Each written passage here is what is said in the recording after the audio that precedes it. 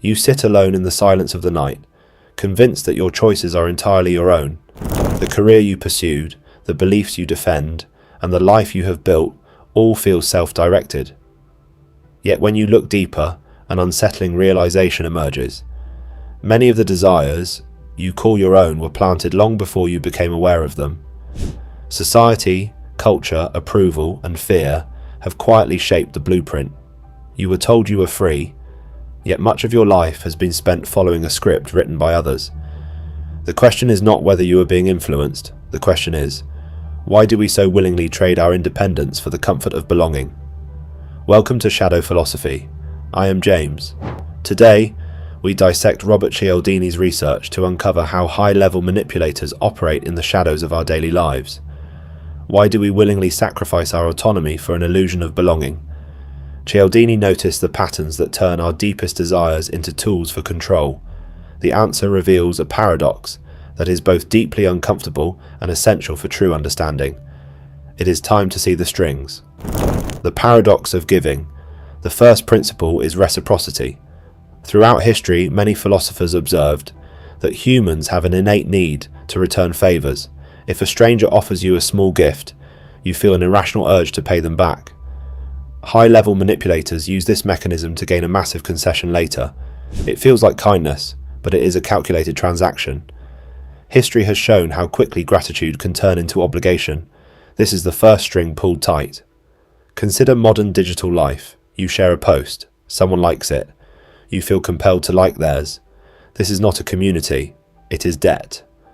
The manipulator knows that by providing a tiny crumb of validation, they have created a psychological liability. You feel you owe them your attention. The common enemy here is the shallow social conditioning that defines our interactions. You believe you are connecting, but you're actually just managing an account of emotional credits. We are all searching for a tribe. We rarely notice the entrance fee. This interaction is designed to make you feel beholden. It is a subtle game, and the pattern repeatedly emerged in boardrooms and echo chambers across the globe. You are not being led, you are being contained. The illusion of expertise. Then we have authority. Humans are conditioned from childhood to follow those who appear to know more. We see a uniform or a title, and our critical thinking shuts down. Manipulators wear the costume of expertise perfectly. They use the correct terminology and a confident tone. We assume they have our best interests in mind, but expertise and morality are not the same thing. Think of the workplace. The manager who speaks with total certainty is often followed without question. We fear the cost of dissent. We fear being wrong. The manipulator knows this fear. They occupy the space of authority to silence your doubts. The enemy is the toxic expectation that we must always defer to the loudest voice in the room. True expertise does not demand your submission. It invites your scrutiny, yet we are taught to obey without asking why. This conditioning starts in the classroom and continues in the office. We value the appearance of competence over the substance of truth.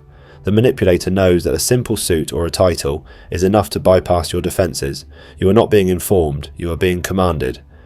And history has shown the devastating consequences of following the wrong leaders into the dark. The safety of the crowd. Social proof is a heavy burden. When we are unsure, we look to others. If everyone is doing it, we assume it must be the correct path. This is the comfort of the crowd. Manipulators create the illusion of consensus. They use manufactured testimonials to make you feel like the odd one out. You conform to avoid isolation. You sacrifice your judgment for the group's safety. But the crowd is often led by blind people. Look at the trends you follow. Are they truly yours? The manipulator builds a digital crowd around a shallow idea. They make you feel like you are late to the party. You join to feel relevant. The paradox is that the more you conform, the less relevant your individual voice becomes. The enemy is the status-driven culture that values volume over truth. We are all searching for a tribe. We rarely notice the entrance fee. We are terrified of being wrong in public, so we mimic the opinions of the majority. We abandon our own intuition to gain the approval of people we do not even like. The manipulator relies on this fear. They build the crowd and we fill the seats. The fear of loss. Scarcity is the engine of desire. When something is rare, we assume it is valuable. When a manipulator tells you that an opportunity is fading away, your brain enters a state of panic. You stop analysing the object. You only analyse the risk of losing it. The item could be worthless, but the fear of missing out overrides your logic. You act without thinking. And history noticed this desperation in every market crash and every failed romance. Consider the modern dating dynamic. A person acts distantly. They suggest they have other options. Suddenly you want them more. The manipulator uses scarcity to build their own value. They do not care about the connection. They care about the pursuit. They know that when you think you are losing someone, your interest spikes. The enemy is the destructive belief system that equates value with availability. Your own fear is playing you. You become desperate to secure a prize that may not even exist. You ignore the red flags because you are focused on the finish line. This is a powerful tool for those who know how to manipulate their anxiety. They make you believe you are losing ground when you have never even started. The commitment trap. Consistency is the quiet killer. Once we make a small choice, we feel a psychological need to remain consistent with it. We do not want to appear unstable. Manipulators start with a small request. You agree. Then they ask for something larger. You agree again because to say no would be to admit you were wrong the first time. You are caught in a trap of your own making. You are consistent only to a fault. This applies to our deepest beliefs. We join a group and adopt their language. We start to defend their actions even when we disagree. The manipulator makes your identity dependent on the group.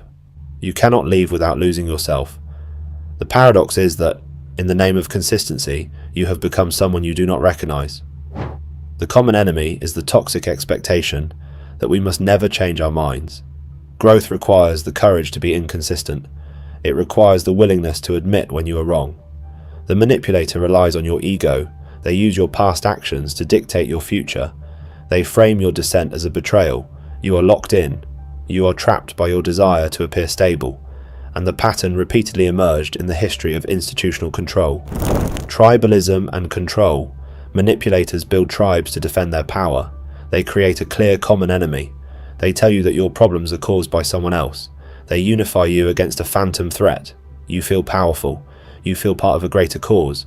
But you are just a soldier in their private war. You are losing your capacity for empathy. You are losing your ability to see the world's complexity. We all fear irrelevance. We all want our lives to have meaning. The manipulator promises you this meaning. They promise you status. They promise you a seat at the table. But the table is built on your exploitation.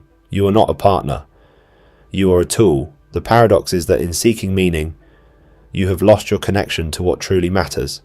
The enemy is the status obsession that reduces human worth to numbers on a screen. You are becoming a part of the machine you swore you would destroy. And history has shown how quickly the protector can turn into the oppressor when the cause becomes more important than the people it serves. You are used to maintaining your power. You are sacrificing your humanity for an empty promise of importance. We explored the architecture of control in this documentary for Shadow Philosophy. I am James. We saw how Robert Cialdini mapped the invisible strings of human influence, and how the root of our lost autonomy is often not oppression, but our fear of the shadow within. Now that you can see the patterns, the choice is yours. Will you remain a construction worker, or will you become an architect? The strings are yours to cut. If this documentary gave you a new perspective, support the channel by liking this video, subscribing to Shadow Philosophy, and enabling notifications. Join us as we continue exploring the depths of power, human nature, and the unseen forces that shape our lives. Until next time, stay aware, think critically, and never stop questioning the systems that seek to influence you.